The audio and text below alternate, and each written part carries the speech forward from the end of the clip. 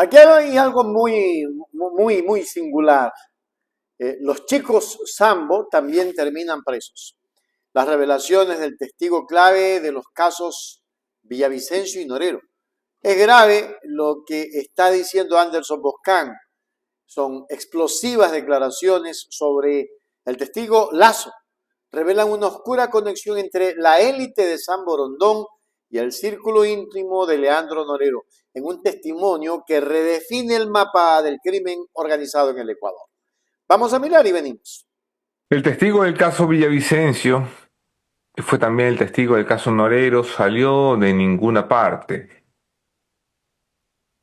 Yo dije que era Lazo, con Z, como lo había visto en la prensa, pero ya ven que no se puede confiar en la prensa. Esa tarde, mientras caía la primera nevada de la temporada en mi casa, en Toronto, las niñas revoloteaban en el patio con ropa de invierno y hacían guerras con bolas de nieve que luego mancharían toda la casa al volver. Recibí un mensaje de un número desconocido. Si algo tienen los guayaquileños es una afición por los apellidos, que siempre dejan rastro. El mensaje decía, no me cambie el apellido, soy Lazo con doble S. Te tiro un dato. Guillermo es primo de mi abuelo. La gente piensa que, como uno es bandido, no puede tener ese apellido. Fue su presentación. Yo debo confesar que desde ese punto tenía mi atención. No sé si tiene la suya. Lazo está interesado en hablar de su versión en fiscalía cuando cojo el teléfono y conversamos por una hora. Pero yo en ese momento, viendo la nieve caer, tenía una sola pregunta en la cabeza. ¿Cómo un Lazo termina envuelto en narcotráfico? No le gusta la palabra, no le gustan los comentarios que en estas redes lo llaman así, aunque dice que tampoco le importa lo que piense la gente. ¿Cómo te defines? Le pregunto entonces, consciente de que todos somos algo, ocupamos algún rol, el de escritor, el del bueno, el del malo, el del narco. Casi no se lo piensa. Tiene la respuesta en la punta de la lengua. Dice, soy delincuente, dice. Así. Y además dice que lo abraza, que esa es su esencia, que aprendió a abrazar lo que era, como quien no reniega ya de su destino. Lo imagino entonces corriendo descalzo entre casas de caña con el sol a las 3 partiendo el asfalto en dos. Pero eso es solo un prejuicio estúpido que tengo que vincula la criminalidad con la pobreza porque nos han enseñado que los pobres son los criminales. Lazo no fue pobre. Creció como un niño bien. Sí tiene un dejo callejero en el acento por una larga estancia en prisión donde ha estado un tercio de su vida. Pero aún, en ciertas letras masticadas, uno puede escuchar la cadencia de los niños sambo, porque Lazo fue un niño sambo y lo lleva naturalmente. Pero eso fue hace tanto, que parece que hablamos de la historia del Ecuador y no de la historia de este Lazo. Él fue un niño bien porque su abuelo fue uno de los duros de la izquierda democrática de Rodrigo Borja. Y cuando niño, a diferencia de la mayoría de delincuentes que se escudan en la miseria, Lazo viajaba sin problema 3, 4 veces a Disney o a Hawái a pasar las vacaciones. Yo me anoto Hawái como destino, nunca se me había ocurrido antes, pero estamos a -2 y es noviembre y hace frío y vienen 4 meses de nieve a la rodilla, de paliadas frente al portón de mi casa, de conducción lenta, silenciosa, de las niñas pidiendo permiso para ir a hacer angelitos de nieve. Hawái no estaría mal. Él está muy lejos de aquí. Lejos también de Bolivia, su última ubicación conocida, donde rindió su versión antes de que lo localizaran y medio mataran por enésima vez, porque mientras habla conmigo, sabe que tiene a la muerte respirando en su nuca. Así que básicamente está en algún lugar del mundo viviendo tiempo extra. Así ha sido bastante tiempo ya, me dice. Cuando todo esto empezó, él era un adolescente aún. Lo habían echado del colegio por romperle el cráneo a unos muchachos porque siempre tuvo problemas con controlar la ira, mucha ira reprimida, me dice. Fue a parar a un colegio privado sin mayor relevancia, de esos donde uno se inscribe para terminar la secundaria sin mucho tropiezo y está con una colección de muchachos también rechazados de otros colegios. Uno de sus compañeros usaba un implante coclear, algo parecido a un audífono para personas con discapacidad auditiva, para sorditos, dice él. El testigo de dos mundos.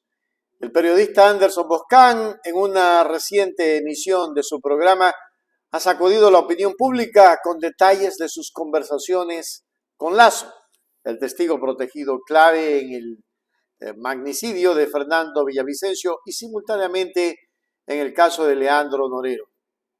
Bajo el título Los chicos Sambo también terminan presos, Boscan desvela el perfil de un individuo que rompe todos los esquemas.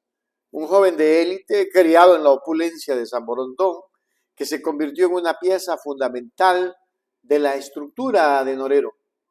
Las revelaciones, producto del contacto directo del testigo con Boscan, no solo buscan corregir detalles de su intimidad, sino exponer una realidad donde el privilegio económico no sirvió como vacuna contra el crimen, sino como su incubadora. La identidad del delincuente. Lejos de la narrativa habitual del joven marginado, reclutado por necesidad, Lasso contactó a Boscan para hacer dos aclaraciones contundentes. Primero, que su apellido se escribe con doble S, no con Z. Segundo, que está emparentado con el expresidente Guillermo Lasso. ¡Wow! Según el relato de Boscan, el testigo no proviene de la pobreza. Es un niño sambo que creció viajando a Disney y Hawái, cuyo abuelo fue un político de izquierda democrática. Este origen acomodado contrasta brutalmente con la autodefinición que el propio testigo le dio al periodista cuando Boscan le preguntó cómo se definía. Soy delincuente, respondió Lasso sin titubear, abrazando la esencia de la vida que eligió. Bautismo criminal de la mano de Norero. El descenso de Lasso al crimen organizado, según el testimonio recogido por Boscan, no fue accidental, sino una iniciación directa de la mano de Leandro Norero. El punto de inflexión ocurrió en un colegio privado para rechazados, donde Lasso defendió a golpes a un compañero sordo que sufría bullying. Ese niño era hijo de Norero. El capo, en agradecimiento por la defensa de su hijo, citó al adolescente Lasso y en un acto que Boscan describe como una bienvenida a la familia criminal, le entregó dos regalos, un bloque de cocaína y una pistola. Ese fue el inicio de su carrera. Lasso se convirtió en el primer traficante adolescente de Norero, controlando las ventas a sus amigos, los niños sambo, de 15 y 16 años, que según el testigo gastaban entre 40 y 50 dólares al día en cocaína. El sobreviviente. Y uno de los chicos de curso creía que era muy divertido hacerle bromas al sordito de la clase. Entonces, con una tijera se acercaba por detrás y le cortaba el audífono y lo veía volverse loco porque de pronto lo que escuchaba se apagaba para siempre hasta que pudieran reemplazarle el cable y volvía a su condición de sordo. Y el muchacho reía carcajadas, el que había perpetrado la supuesta travesura, que era en realidad una maldad. A Lasso también le pareció una maldad, una aberración, y la segunda vez que ocurrió, tiró al acosador al suelo y arregló las cosas como yo creo las arregla todavía, a puños. Terminó en la dirección de la escuela, no faltaba más, y la amenaza de expulsión pendía sobre él, y lo salvó el padre del niño sordo, no sus propios padres, porque sus padres lo llamaron y le dijeron, bueno, si te votan de nuevo, te votan. No fueron ni siquiera a la dirección, pero el padre del niño al que había salvado, por así decirlo, quiso darle las gracias. Y pidió ante el director que no le hicieran nada, que lo que había hecho ese joven era defender a su hijo. Luego, en privado, le dijo que gracias de verdad por lo que había hecho. y le preguntó, sin mediar disimulos, si era él el chico que vendía droga en clase. Él al principio no supo qué decir y actuó como si no, pero el padre insistió y le dijo, yo sé que eres tú. Así que el paralizado admitió que sí. El padre se fue al carro y volvió con dos cosas para él. Un bloque de cocaína y una pistola. Era su forma de agradecerle, su forma de darle la bienvenida a la familia criminal. Solo entonces se presentó y dijo su nombre. Ese padre de familia se llamaba Leandro Norero. Así es como la vida va tejiendo las historias. Desde entonces, un Lazo y un Norero trabajaron juntos de forma cuasi inseparable. Lazo fue primero microtraficante adolescente para la estructura de Leandro Norero y controlaba las ventas a sus amigos y sobre todo a los niños Sambo, que dice él, gastan entre 40 y 50 dólares al día en meterse coca por las narices cuando van a clases todavía. Habla de chicos jóvenes, muy jóvenes, de 15, 16, 17, que tienen plata suficiente para comprar merca para ellos y todos sus amigos. Luego, le permitieron tener su propia línea hacia Galápagos. Una línea significa una ruta, tienes que conseguir al que lo lleve en un vuelo de la TAM o de Avianca, y luego al que la reciba y la mercadee por allá. Le pregunto cuánta plata hacía, me dice por esa época uno podía sacarle a una inversión de 500 dólares en un bloque 5.000 dólares. Él tenía apenas 18 años. Hoy no es posible hacer eso en Galápagos porque Galápagos es parte ya de las zonas divididas. El Ecuador es un mapa donde el crimen organizado se ha dividido las provincias y el que quiere entrar en Galápagos tiene que pedirle espacio al cártel que le controla, como el que quiere entrar en Manabí, como el que quiere entrar en Los Ríos, en fin. Norero lo cuidó como vendedor y luego lo reclutó como pandillero. Le pidió que se mudara a Quito y lo inscribió en una pandilla que todavía hoy subsiste llamada Los Vatos Locos, donde hizo inteligencia. Inteligencia significa que estudiaba a dos tipos que le caían mal a Norero y que luego terminarían siendo blancos, es decir, elegantemente, por decirlo, terminarían en el cementerio. El sobreviviente de la masacre. La relación de Lazo con Norero escaló rápidamente. De vender TROGA en fiestas de élite, pasó a gestionar una ruta de tráfico a Galápagos con apenas 18 años y luego fue reclutado por Norero en la pandilla Vatos Locos para hacer inteligencia, vigilancia de objetivos. Boscan relata que Lazo llegó a ver a Norero como lo más parecido que tuvo a un padre, quien le pagó su defensa cuando cayó preso a los 20 años. Esta lealtad no mantuvo como escolta de Norero de la cárcel de Cotopaxi. Sin embargo, el 3 de octubre de 2022, día de la masacre, Lazo se salvó por azar. Aunque debía de acompañar a Norero a una visita, este le ordenó quedarse cuidando de su hermano. Lazo obedeció. Entregó su pistola a otro escolta y escuchó desde la celda la ráfaga de tiros que acabó con Norero y todos los que lo acompañaban. Tremendo relato este. En conclusión, Lazo cuida lo que dice, pero dice, y a mí me da la impresión de que hay dos fuerzas confluyendo dentro de él, las fuerzas que anhelan que su historia se conozca y su persona sea pública y su cara aparezca como ha aparecido en los medios de comunicación, y la fuerza que anhela el privilegio del anonimato, de volver a ser un don nadie, de querer estar lejos de las consecuencias que traerán sus actos. Habla de Norero con nostalgia. Fue Norero quien pagó su defensa cuando cayó preso a los 20. Fue Norero quien lo protegió dentro para que no terminara como tantos otros muertos antes de salir. Fue Norero, dice él, lo más parecido que tuvo a un padre. Es una frase muy dura porque Lazo tiene un padre vivo todavía, pero casi no quiere hablar de eso. Por eso, cuando en mayo de 2022 Norero cayó preso, era un poco natural que Lazo, que estaba preso, compartiera celda con él. Norero pidió acomodarse, porque así hacen los capos en el Ecuador, en el pabellón de mujeres. Nos faltaba más. y Lasso era uno de sus escoltas, por así decirlo. El 3 de octubre de 2022, cuando Leandro Norero fue asesinado, Lasso tuvo que haber muerto. Eso es lo que él piensa al menos. Por eso dice está viviendo tiempo extra. Cada día que pasa después de el 3 de octubre del 2022 es un día que él no tenía previsto vivir. Porque ese día, cuando Norero se preparaba para una visita de rutina a un pabellón controlado por él, donde lo llamaron para resolver un problema menor, Lasso se paró y se armó. Pero Norero le dijo que se quedara cuidando a su hermano, que estaba todavía en la ducha, y a regañadientes, Lasso se sacó la pistola del cinto y se la pasó a un tercero, y se quedó en la celda.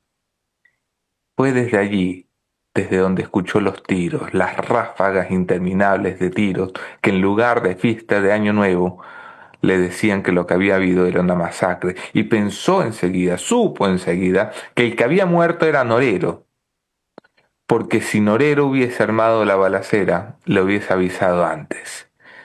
Todos los que acompañaron a Norero a esa visita murieron con él. Lasso cree que desde entonces tiene alguna misión. Tal vez haya otro Lasso presidente, bromeo yo.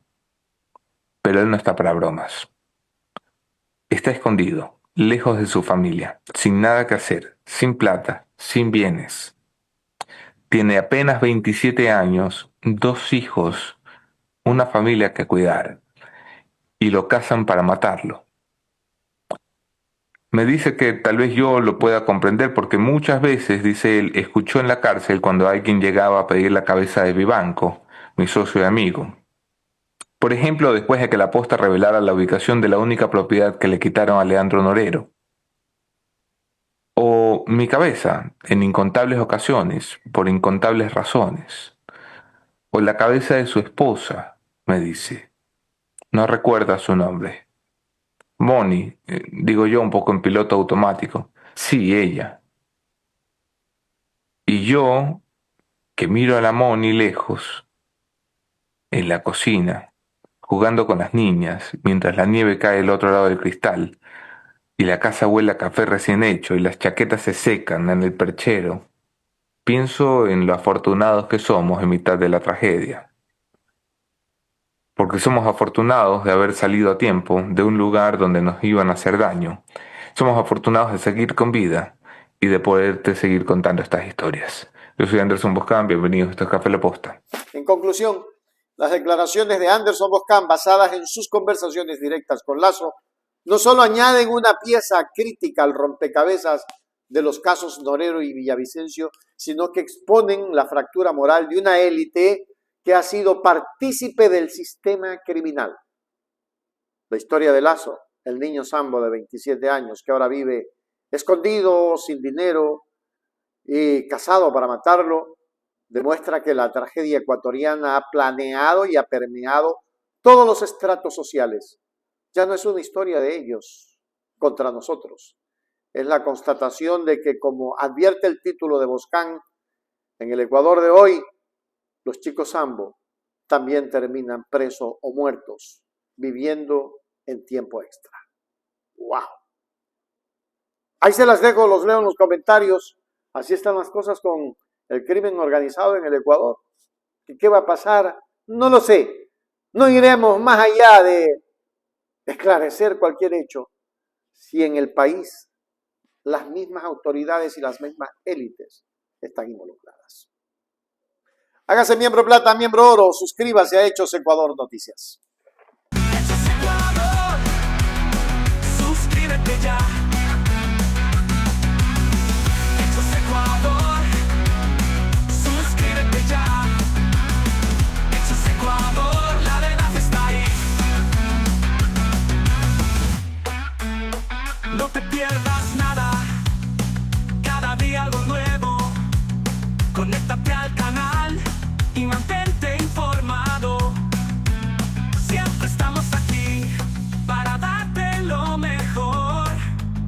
Hechos Ecuador, claro, la verdad sin temor. Hechos Ecuador.